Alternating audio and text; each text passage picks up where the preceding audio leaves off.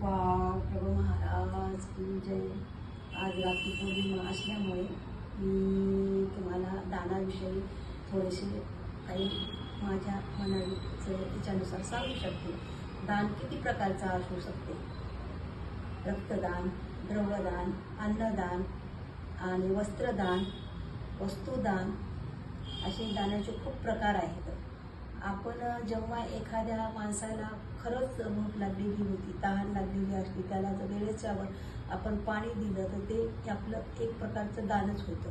भुकेल्याला जेवायला पोटभर जर दिलं ते दान भरपूर असतं। आणि आपल्या मानभाव पंथामध्ये असं सांगितलं आहे की अन्नदान हे सर्वात श्रेष्ठ दान आहे।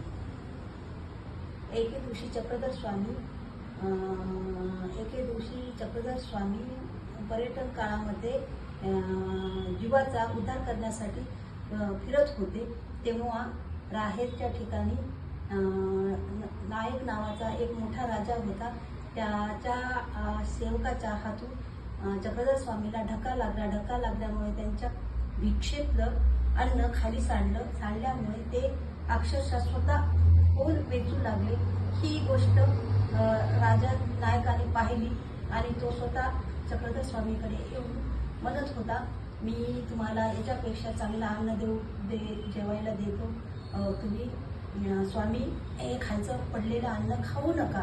पण स्वामी तर सगळ्याचा उद्धार करणारा होता आणि तो जीवाचा उद्धार करण्यासाठी महाराष्ट्रामध्ये सगळीकडे फिरत होते। आणि हा तर राजा आहे आणि राजा असून देवाचं काय हे करणार, म्हणजे भिक्षा देणार? तर मग चक्रधर स्वामी म्हणले की मला तू वेळ दे।